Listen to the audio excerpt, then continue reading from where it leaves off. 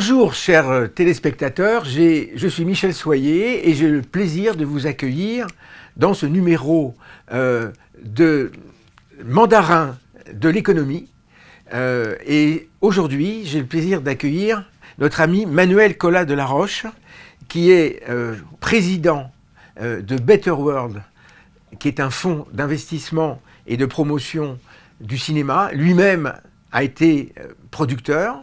Et nous allons commencer par rappeler un petit peu le cinéma chinois. Car la Chine est maintenant devenue un très grand producteur de cinéma, de même qu'ils se sont beaucoup équipés en termes d'écran, avec une inflation gigantesque de salles dans le pays.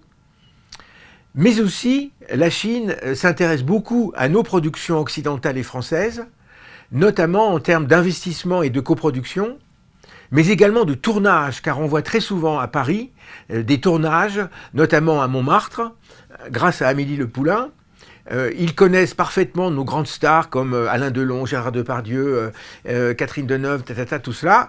Ils les adorent. Ces gens-là ont souvent fait une grande carrière de cinéma en Chine. Et donc on peut se réjouir que notre culture et nos talents de cinéastes s'exportent très bien dans l'Empire du Milieu. Par contre, la réciproque n'est pas tout à fait vraie, car nous connaissons assez peu en France le cinéma chinois avec ses stars, avec ses acteurs, ses actrices, ses réalisateurs.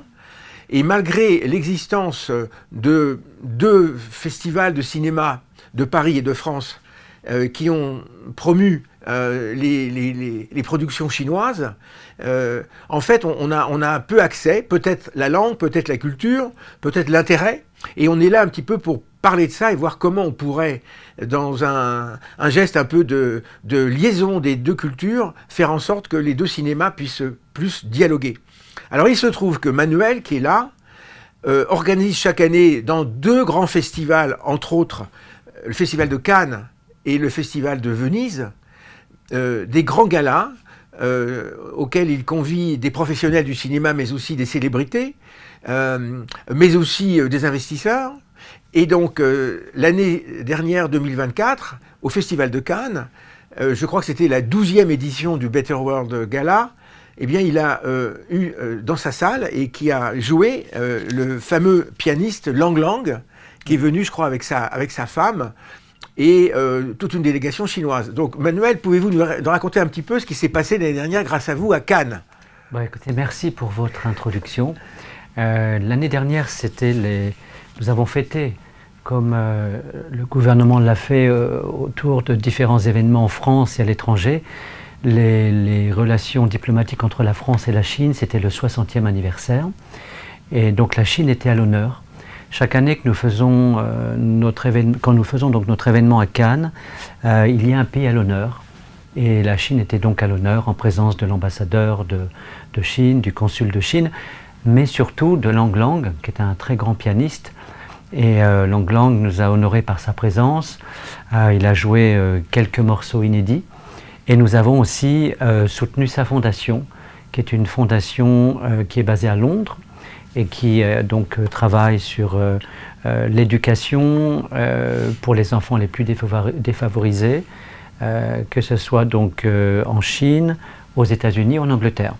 Voilà, donc ça a été un grand moment, et on a eu aussi le soutien des bureaux de relations publiques de Parole, d'Alice Chen, que vous connaissez aussi sûrement, et surtout la présence de Juliette Binoche, qui était avec nous ce soir-là, et aussi Joyce Jonathan, qui est, on le sait tous, très connue en Chine par sa renommée, pour avoir concouru dans différents concours, l'équivalent, je crois, de The Voice ou autre, en Chine, et elle est connue comme la française, chanteuse, exceptionnelle qu'elle est, justement, donc, en Chine. Donc voilà, ça a été l'événement l'année dernière, c'était au Carlton.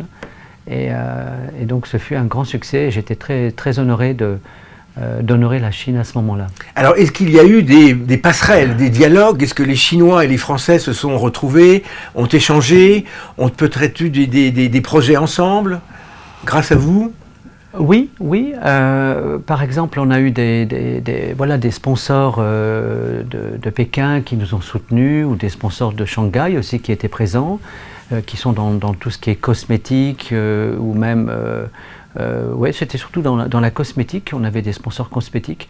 Et ces gens-là ont trouvé aussi des passerelles, même avec Monaco, je crois, avec Paris, au niveau de leur industrie, au niveau de leurs produits. Et d'autres personnes aussi, puisque ce qu'on fait aussi en général, je le rappelle un peu, on fait un masterclass, vous savez, qui est une forme de, on va dire, TEDx, représenté par l'UNESCO, par Clara Quessos, et c'est sur le droit des femmes et sur l'égalité homme-femme, mais surtout sur l'éducation. Et ce jour-là, nous avons donc débattu des sujets, et puis échangé aussi avec nos partenaires qui étaient partenaires du masterclass. Et le déjeuner, justement, pour revenir à ce que vous disiez, sert aussi pour cela. Les personnes qui étaient présentes ont pu justement dialoguer, échanger, et je sais qu'il s'est passé pas mal de choses entre nos amis franco-chinois, français et chinois, à ce moment-là, oui. Alors il faut rappeler que la Chine a toujours été très présente au Festival de Cannes, qui est quand même le premier marché mondial du cinéma. Notamment, il faut oublier un petit peu les montées des marches et parler du marché du cinéma, qui se trouve donc dans le Palais des Congrès, le bunker, où il y a plusieurs centaines de sociétés chinoises qui sont là pour acheter et pour vendre des films, également de la télévision.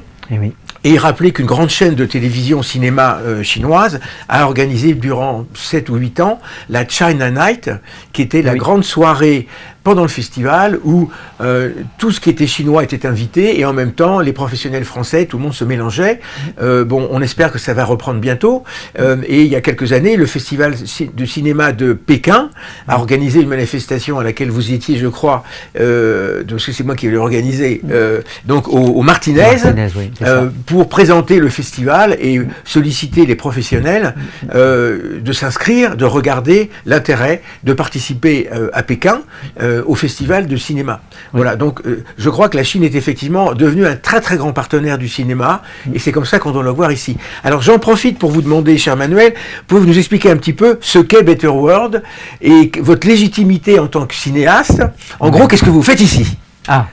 Écoutez, le Better World Fund, c'est l'art cinématographique au service des grandes causes sociales humanitaires.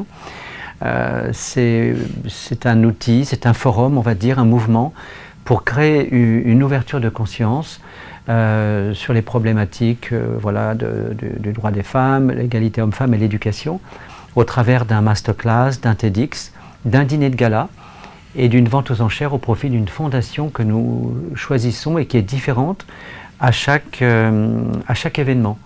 Voilà, et de ce fait, l'année dernière, c'était la fondation bien sûr de Lang Lang, et donc nous préparons cette année le Festival de Cannes, mais le but de la fondation, c'est créer une ouverture de conscience et soutenir des actions concrètes d'une fondation qui est reliée ou au pays à l'honneur, ou à la ligne éditoriale que nous avons choisie.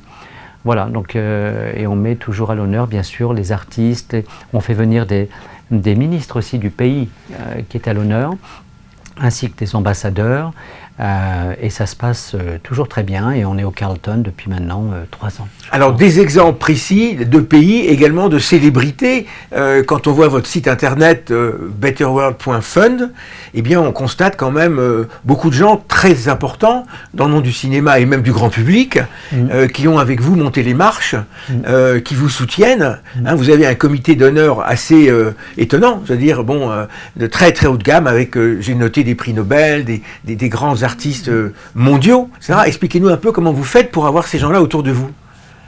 Je crois en toute humilité qu'on fait les choses simplement, avec le cœur, avec beaucoup de bienveillance.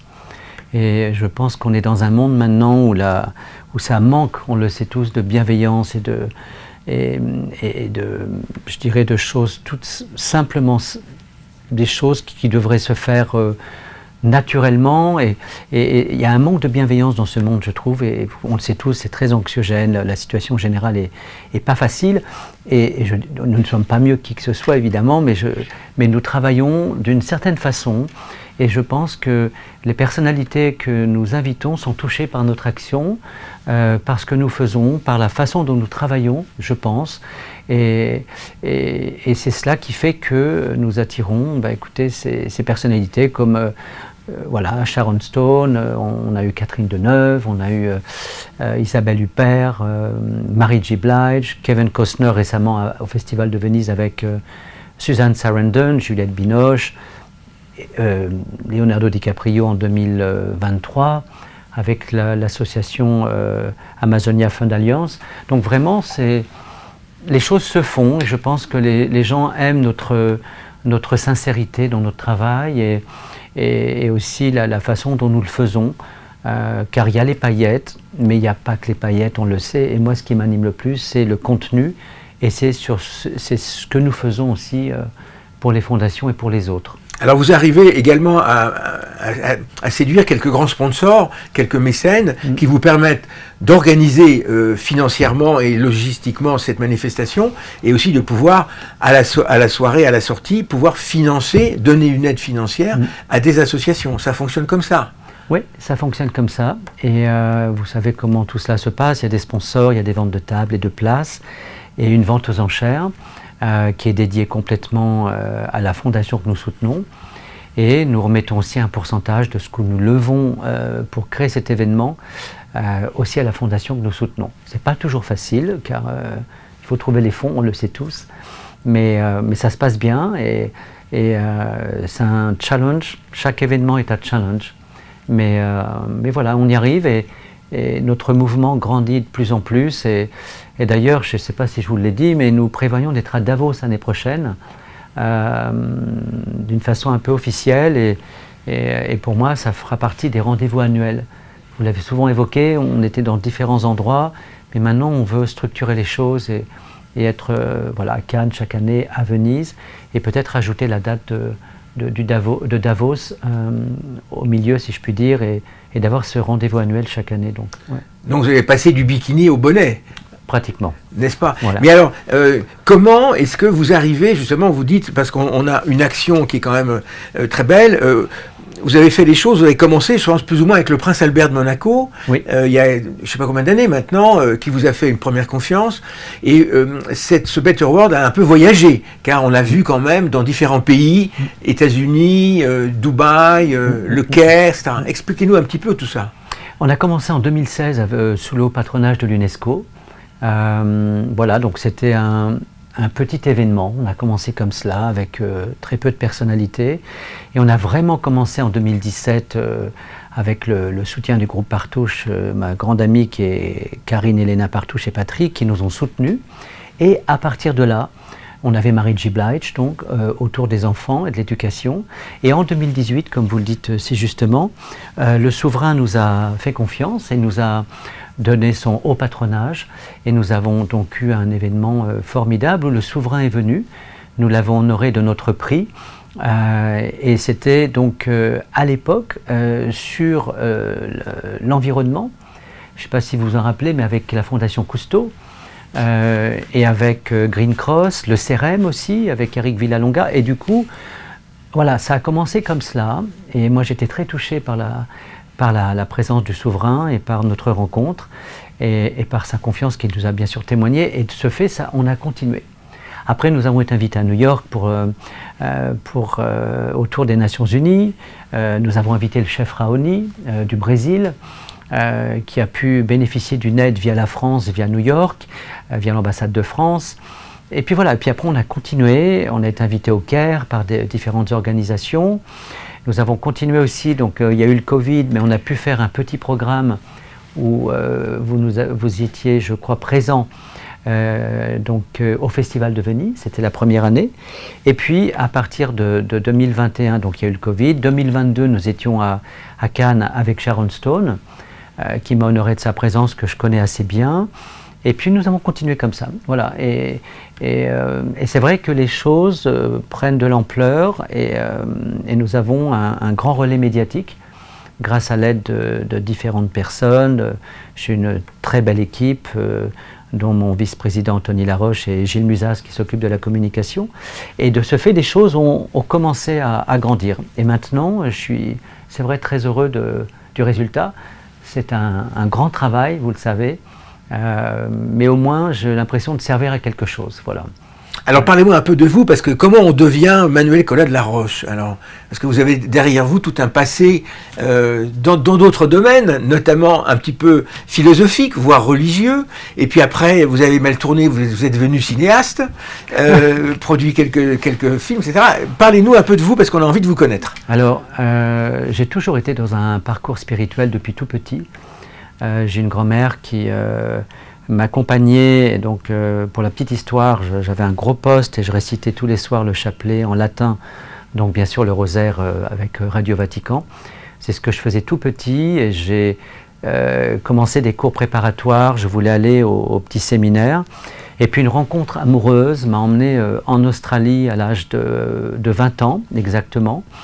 Et en Australie, j'ai donc, avec l'aide exceptionnelle de ma mère, eh bien voilà, j'ai appris l'anglais, j'ai signé une agence d'acteurs, l'agent Juncan Management, qui était l'agent de Nicole Kidman à l'époque, m'a engagé. J'ai fait un film avec Marie-Christine Barrault, dont j'ai joué le rôle de son fils dans le désert australien. J'ai fait des séries avec l'actrice Barbara Carrera, qui était la James Bond Girl, des pubs télé pour Peter Weir. Je suis allé au Japon parce que, comme j'étais pas très grand, ça tombait bien, j'ai pu travailler comme mannequin en Asie. J'ai fait tout ça. Et ça a duré au moins 7 ou 8 ans à peu près, oui, presque une petite dizaine d'années. Et le fait que mon père, malheureusement, est tombé très malade, moi je n'ai pas pu rentrer en France. Et mon père est décédé malheureusement, ce sont des choses qui arrivent. Et donc je suis rentré un petit peu après. Et mon retour vers la France m'a amené vers... j'ai fait une école de communication à Nice à l'époque, près d'Aix-en-Provence où ma famille habitait. J'ai rencontré Yann Kounan puisque j'ai décidé de rendre ses vœux et puis de décider de faire quelque chose de concret, d'aider le monde. Je voulais faire des choses belles pour le monde, on va dire. Et ma rencontre avec le réalisateur Yann Kounan, qu'on connaît tous, qui a fait Blueberry, Doberman, 99 francs, Chanel, Leo Stravinsky et autres, m'a proposé de faire un film. Et j'ai fait un film sur cette figure indienne exceptionnelle qui s'appelle Amma, qui a la plus grosse fondation qui s'appelle Embracing the World dans le Kerala, qui construit des hôpitaux, des universités, qui a des programmes pour les femmes. Et puis par rapport à plein d'autres fondations, bon, on le sait, les grosses fondations coûtent beaucoup d'argent, mais la plupart des gens qui travaillent pour elles ne coûtent que 3% des frais généraux, ce qui est quand même un modèle assez exceptionnel. Et donc avec Yann Kounan, on a décidé de faire un film sur elle. Voilà. Et le film est allé en section officielle à Cannes à l'époque. Et c'était mon entrée dans le cinéma. Après, j'ai fait un autre film sur une initiation philosophique avec Nathalie Fuchs, qui s'appelait Kalachakra, qui est allée au cinéma aussi avec la voix d'Uma Thurman. Et j'ai fait d'autres films. Et je me suis dit qu'il fallait faire quelque chose autour du cinéma, et que le cinéma avait un rôle important de transmission, et était un médium et un message important, car il y a malheureusement beaucoup de films avec beaucoup de violence, beaucoup de choses qui n'ont pour moi pas trop d'intérêt. Et je pense que de nos jours, dans ce monde anxiogène, les gens ont envie de voir un peu des choses différentes et un peu plus inspirantes et spirituelles. Bon, voilà. Donc du coup, on est allé vers ça, et c'est de là que j'ai créé le Better World, qui est l'art cinématographique justement au service des grandes causes sociales humanitaires. C'était un peu long, mais je voulais que vous compreniez le chemin. Mais c'était un tunnel, comme on dit, mais plein de lumière. Plein de lumière. Donc vraiment intéressant. Alors moi, j'ai eu la chance, grâce à vous, de rencontrer Amma, qui m'a beaucoup impressionné. Oui. En France, elle vient de temps en temps en France. Je sais que vous occupez un peu de ses relations publiques. Elle revient cette année. Elle revient cette année. Après 5 ans d'absence. Et il y a une foule compacte qui est autour d'elle, qui l'écoute comme un messie, qui répète ses paroles. Ça, c'est juste insensé. Dans notre pays, on a vu les scandales autour de l'abbé Pierre. C'est quand même un peu dommage.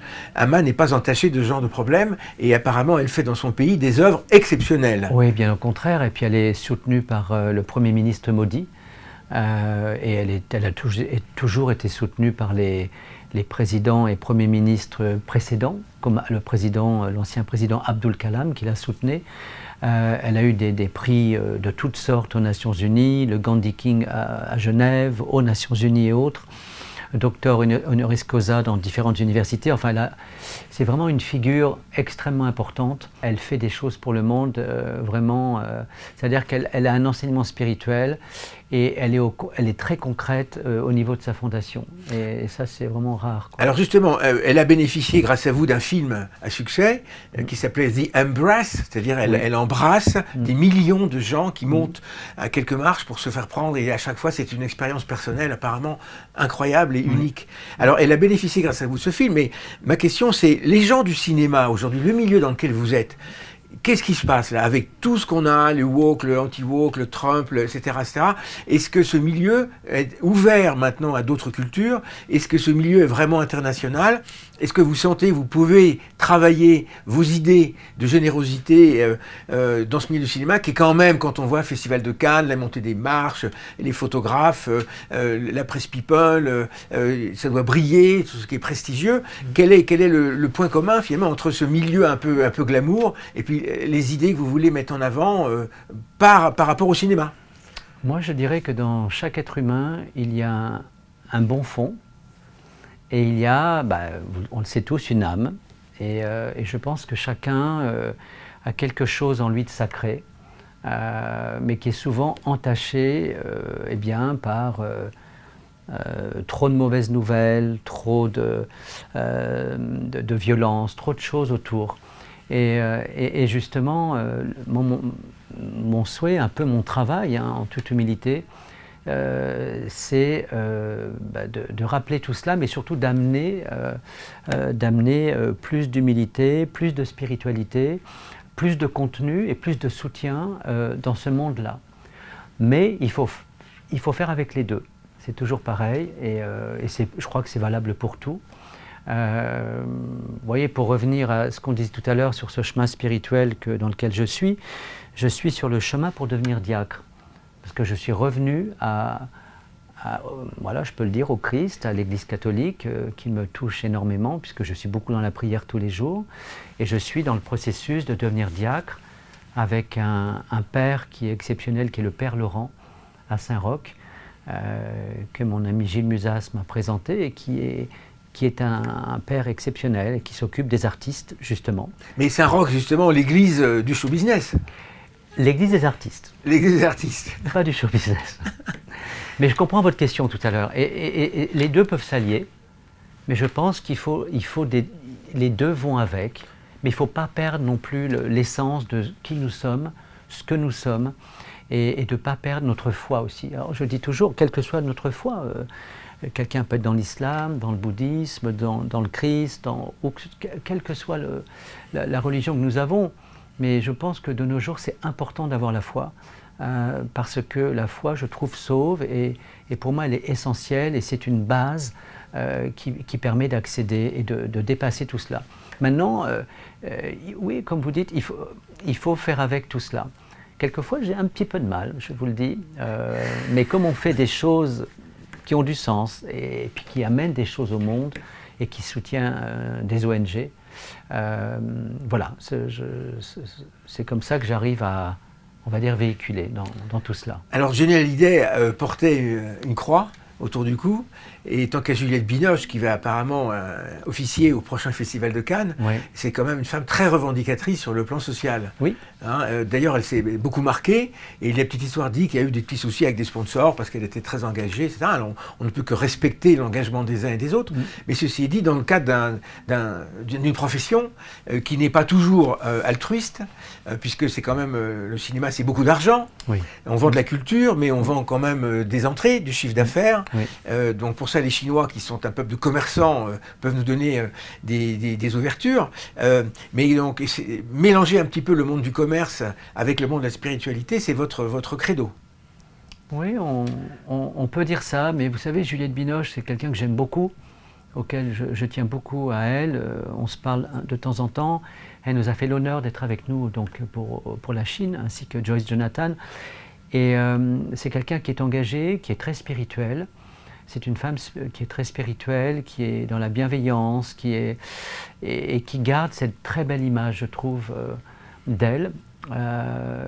Et elle n'est pas trop dans les paillettes, justement. Elle reste justement qui elle est. Et c'est quelqu'un pour lequel j'ai beaucoup d'admiration.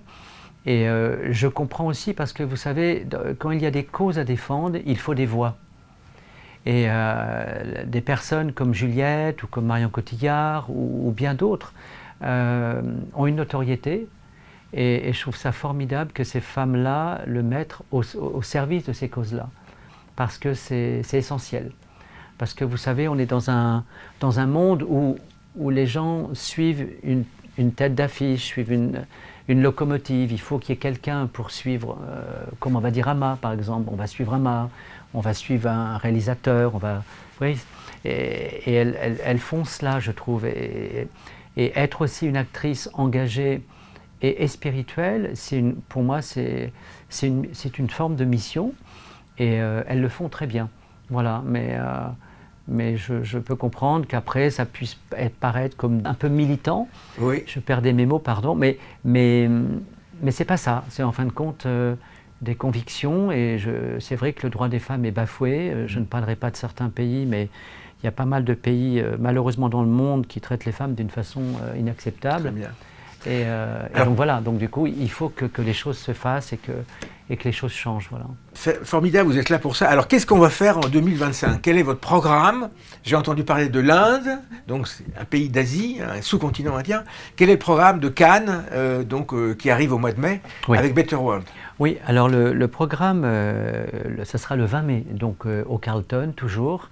Que cet hôtel mythique qui est formidable et qui a été refait, qui est sublime. Donc c'est l'Inde à l'honneur. Et la thématique est la même, puisque nous restons sur cette thématique-là, Michel, qui est le droit des femmes, l'éducation et l'égalité homme-femme, qui va être animée donc par Gila Clara Kessous, qui est ambassadrice et artiste de l'UNESCO, et qui va œuvrer donc, pour un panel de discussion avec, on l'espère, des solutions concrètes que nous allons, pour lesquelles nous allons aboutir. Et puis aussi le lancement d'un projet que je suis en train de monter sur des portraits de femmes d'influence, des portraits de femmes influentes dans le monde. Le film va être réalisé par Pierre Filmon, qui a déjà eu un prix au Festival de Venise et qui a fait plein de documentaires, qui est très talentueux. Et avec aussi Claire Streed et Isabelle Washmut, sur des portraits de femmes, des femmes influentes dans le monde, et puis aussi des femmes qui peuvent être en Afrique, au bout d'un pays, toutes seules, mais qui ont une petite activité, mais qui, de leur point de vue, elles font ce qu'elles peuvent, elles ont une action, et même mettre aussi des femmes non connues à l'honneur, et leur permettre aussi un chemin pour continuer leur action. Donc ça, ce sera le masterclass. Et le soir, on aura un dîner de gala, comme d'habitude, avec une vente aux enchères au profit de la fondation Salam Balak, qui est la fondation de Mira Nair, qu'elle soutient. Mira Nair, qui est une très grande réalisatrice engagée indienne, qui a fait des films exceptionnels, surtout autour du droit des femmes, qui a été nominée dans beaucoup de festivals et qui est quelqu'un de très engagé, de très haut niveau. Et elle sera donc à l'honneur, avec aussi Nandita Das, qui a été membre du jury au Festival de Cannes, qui est réalisatrice, actrice. Nous sommes en discussion, on peut le dire, avec Priyanka Chopra aussi, cette grande actrice indienne. Et ce sera au profit donc de cette fondation-là. Et peut-être que nous sommes aussi en train de voir si nous pouvons aussi soutenir la fondation d'Ama ce soir-là. Très bien, en tout cas, merci beaucoup. On doit rendre l'antenne et rendez-vous à Cannes. On se retrouve à Cannes. Merci beaucoup. J'ai pas de idée de conneries, ça va ?